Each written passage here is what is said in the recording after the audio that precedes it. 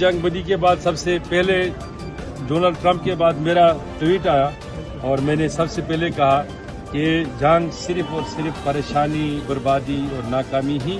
हर कौम के लिए साबित हो सकता है। पहलगाम में वो सानिया पेश आया, जो कत्लेआम पेश आया,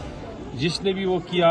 उसको सरेआम फांसी होनी चाहिए और जितना भी सज़ा उस पर दिया जाए वो। और कारवान इस्लामी इंटरनेशनल बहुत टाइम से ड्रग्स के खिलाफ, मनशियात के बारे, हर नशावर चीज़ के बारे में एक जंग लड़ रही है और हमने इस पर बिलें लाई, हुकूमत का दरवाज़ा खटखटाया, हाई कोर्ट का दरवाज़ा, सुप्रीम कोर्ट का दरवाज़ा। इंशाल्लाह ज़रूर हम इस काम में कामयाब। देखिए, कश्मीर में तो ड्रग्स की पैदावार नहीं है, छोटी मोटी खेतियाँ की जाती थी यहाँ, ये जिसको हम कहते हैं खशखाश वगैरह, उसको तो बाज़ाब्ता तौर अब लोग खुद ही, पुलिस पर भी नहीं छोड़ रहे हैं, वो खुद ही उसको ख़त्म कर रहे हैं। यहाँ बंग के खिलाफ लोग निकलते हैं, जो ही वो निकलती है उसको ख़त्म करते हैं, उसको काटते हैं, जलाते हैं और हमारे तो टीम ही पूरी कश्मीर में उसके लिए घूमती है। लेकिन इरशाद मलिक, आज हम आपको रूबरू कराएंगे ऐसी एक शख्सियत जो किसी की तारुफ की मोहताज नहीं, हज़ारों दिल की धड़कन गुलाम रसूल हामिद साहब, न कि आलिम दीन बल्कि बड़े समाजी कारकुन रहे, हर दुख दर्द में गरीबों का साथ देते हैं और हाल ही में गवर्नर ने इनको अवार्ड से नवाजा है जो सब लोगों के लिए शान है। तो सर, आपसे जानना चाहेंगे क्योंकि जिस तरह आप काम करते हैं पूरे समाज में, और सबसे पहले आपसे ये जानना चाहेंगे,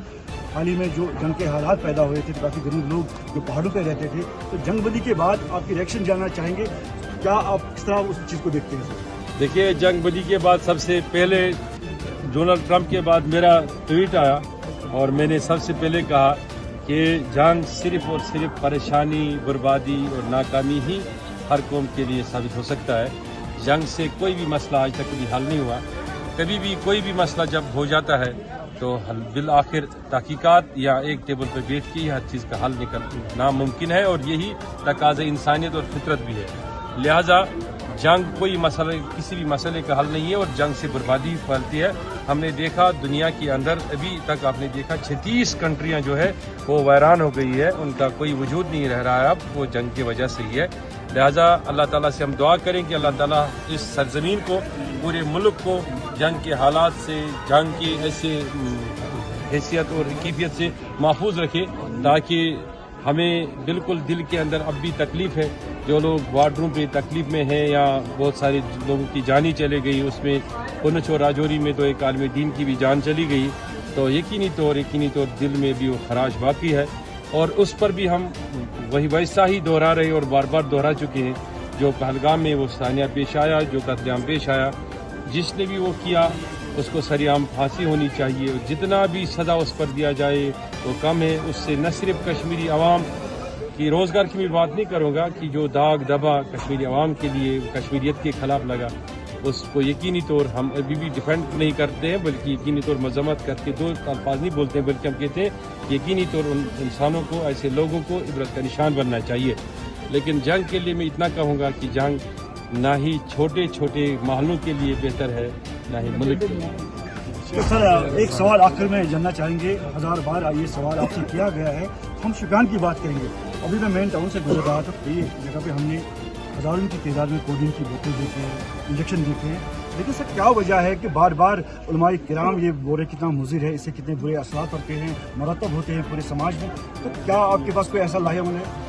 यकीनी तौर कारवान इस्लामी इंटरनेशनल बहुत टाइम से ड्रग्स के खिलाफ, मनशियात के बारे, हर नशावर चीज़ के बारे में एक जंग लड़ रही है और हमने इस पर बिलें लाई, हुकूमत का दरवाज़ा खटखटाया, हाई कोर्ट का दरवाज़ा, सुप्रीम कोर्ट का दरवाज़ा। इंशाल्लाह ज़रूर हम इस काम में कामयाब होंगे, लेकिन ये तब ही मुमकिन है कि जब रियासत में रह रहा हर फर्द वो किसी भी मसलक, मजहब से ताल्लुक़ रखने वाला हो और किसी समाज से ताल्लुक़ रखने वाला हो, वो एकजुट होकर इस चीज़ को ख़त्म करने के लिए,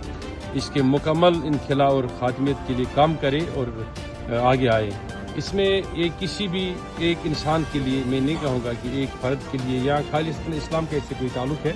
ये हर किसी इंसान के लिए जानलेवा है। जिस तरीके से आपने कोडीन का जिक्र किया है, इंजेक्शनों का जिक्र किया, तो यकीनी तौर इसमें अभी मैं देख रहा हूँ कि 3 साल से जम्मू कश्मीर पुलिस ने इस पर अच्छा काम किया। अगर ऐसा ही काम पिछले 10-12 साल से होता तो आज शायद ये चीज़ नहीं होता, लेकिन 3 साल से हम देखते हैं कि ड्रग पेडलर्स या ड्रग सप्लायर जो होते हैं उनके मकानात को भी बंद किया जाता है, उनको सज़ा दी जाती है। ये एक अच्छा खुश आइंदा कदम है और मैं सराहना करता हूँ इस बात की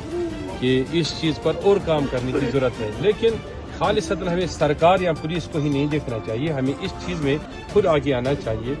इस बारे में हमें सबसे बड़ा काम क्या है इसका कि लोगों को बेदार करना, एजुकेट करना कि आपके डोर स्टेप्स के बाहर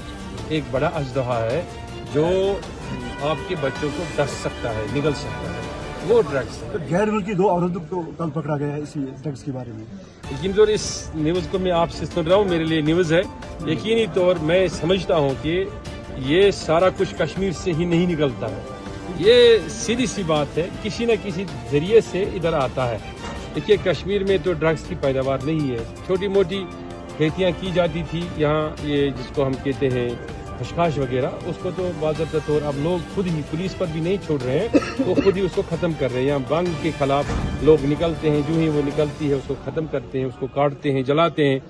और हमारे तो टीम ही पूरी कश्मीर में उसके लिए घूमती है। लेकिन कहीं ना कहीं से तो बाज़ाब्ता मुनशियात को लाया जा रहा है इस सरजमीन को ख़राब करने के लिए, ख़त्म करने के लिए, नौजवान नस्ल को बर्बाद करने के लिए, ऐसे कोडिन की शक्ल में या बाकी ड्रग्स की सूरत में। इसके लिए हमने मजबूत एक काम करना है, एकजुट होकर इसका खात्मा तभी